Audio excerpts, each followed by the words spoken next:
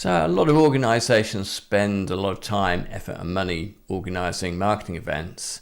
The problem is a lot of the data about those events and who attended them sits outside of the CRM system.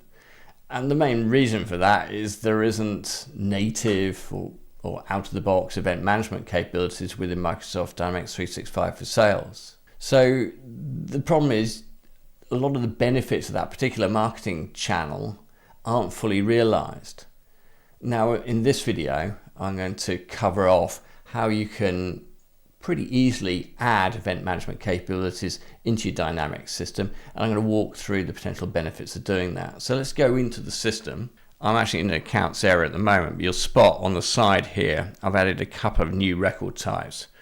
One's called events, one's called event attendees. So if I go into the events one here, you can see I've got an existing test event in there. I'm just going to show adding a new one. Now, this is just a proof of concept. I've just put some fields in there that I think are relevant. You'd obviously tune this to the sort of information that you want to track, but let's just quickly run through this. Let's call this an RB test event. We'll say that it's going to be 7th of October. Start time is going to be 9 o'clock. The end date is going to be 7th, and the end time is going to be 11 o'clock. A location, we're going to do that in Cardiff, and the event type is going to be a roadshow. And then I can put some details in there. So there we are. I've set up my event, save that. And now I'm recording information about the event, but of course I want to actually record information about who's attending that event. So I've got an event attendees tab here. If I go there, this allows me to add this second record type, which is event attendee. That sits between the event and a contact record. And if I add a new one, again, I've dummied up the sort of information that people want to see. So it's asking me to link that to the relevant contact record. So I'm just going to link that to Bob Smith. I can give Bob a status. I've just put in as a dummy, invited, attending, no show, cancelled. So Bob says he's attending. I can put in any dietary requirements, put in access requirements, and I'll just put in test attendee as the name there. If I save and close that, that's the attendee logged against that particular event. I can see that attendee from the event. I can see the event from the individual contact record. If I want to add more event attendees, I can do so. Now that took me about 20 minutes to do, so very, very simple. Obviously you can expand that out to support your particular data capture needs.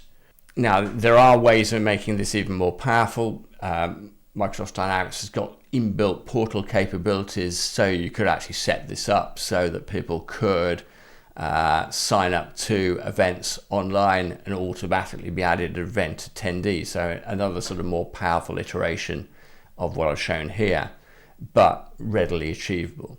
So there's a number of benefits of doing this. I think when we start to bring event data into the CRM system, we get a closer alignment of sales and marketing. So a salesperson can look at an upcoming event, spot a prospect or a customer they're keen to meet, and they may well attend that event and sort of leverage some value from that.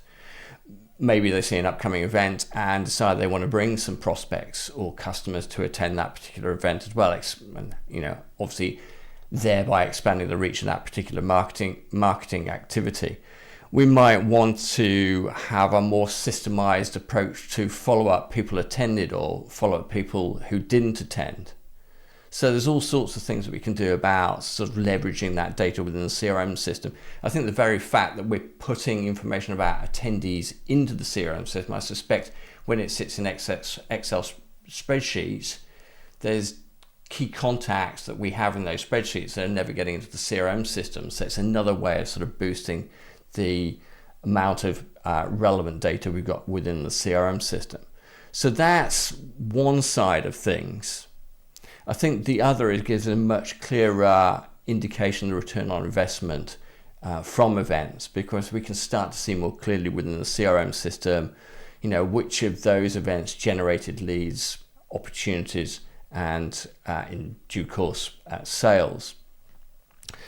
It's also worth noting that by managing our events in the system, we can start to leverage some of the reporting capabilities. So we can start to maybe analyze which sort of events work best, which particular locations work best, which sort of formats work best. So that sort of maybe allows us to tune our approach to running events. And finally, it allows us, particularly if we're running quite complex events, by sort of tuning the data capture, it allows us to sort of streamline that and potentially deliver a higher quality of events by sort of making sure that we're capturing the sort of information we need to and doing the sort of things we need to in terms of organizing that event. So in summary, some very basic system configuration allows you to manage your events within the CRM system and start to leverage more value from your investment in that event channel. Now, this is one in a series of videos we've done specifically relating to Microsoft Dynamics 365 for sales. So if you want to see more, check out the rest of the channel. If you've got any suggested content ideas or you need any help with Microsoft Dynamics, please see the links below. Anyway, thanks very much for your time today. Hopefully see you again soon.